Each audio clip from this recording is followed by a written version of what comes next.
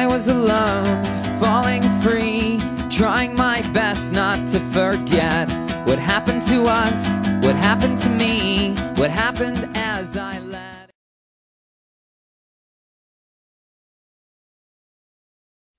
De tout temps, l'homme a utilisé la chaux. En 2600 avant Jésus-Christ, les Égyptiens s'en servaient déjà comme support de peinture murale. Ensuite, à l'époque romaine, elle sera utilisée dans les constructions. À l'heure actuelle, elle est employée dans de nombreux domaines, comme la sidérurgie, l'agriculture,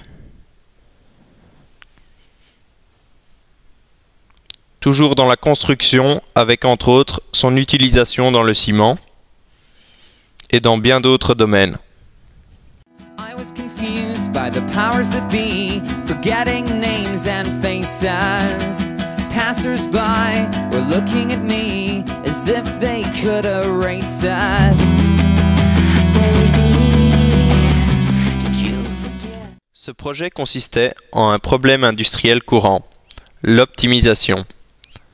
Pour ce faire, nous disposons d'une masse considérable d'informations, sans toutefois savoir comment procéder.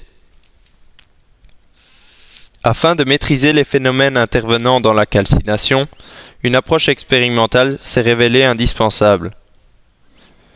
Par la suite, une approche théorique a été établie sur base des expériences. Celle-ci consistait à mettre sous équation les phénomènes observés. Sur base de ces éléments, une simulation du problème industriel a pu être réalisée.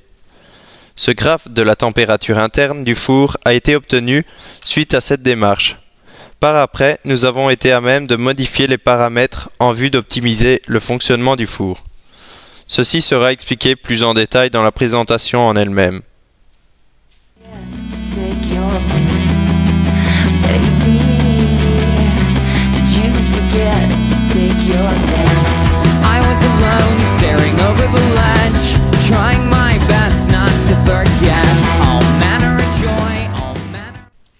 Lors du développement d'installations industrielles de grande taille, il ne faut pas négliger les effets de celles-ci sur l'environnement. Dans ce cadre, deux innovations majeures. Le passage du méthane à la biomasse comme combustible et le double four. Avantage de la biomasse, son coût réduit, sa plus grande disponibilité en tant qu'énergie renouvelable et sa faible empreinte écologique, c'est-à-dire son faible coût énergétique de production. De plus, la croissance des végétaux dont la biomasse est issue récupère le CO2 émis précédemment lors de la combustion de celle-ci.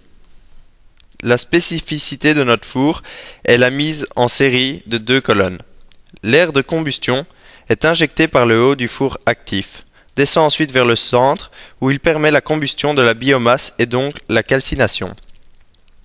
Simultanément, de l'air de refroidissement est introduit par le bas, se mélange à l'air de combustion et est transféré vers le four inactif via la zone d'échange. À nouveau, de l'air de refroidissement est inséré par le bas. Tout en montant, l'air chaud se refroidit en communiquant une partie de sa chaleur à la pierre, ce qui permet un début de calcination et une certaine récupération de la chaleur.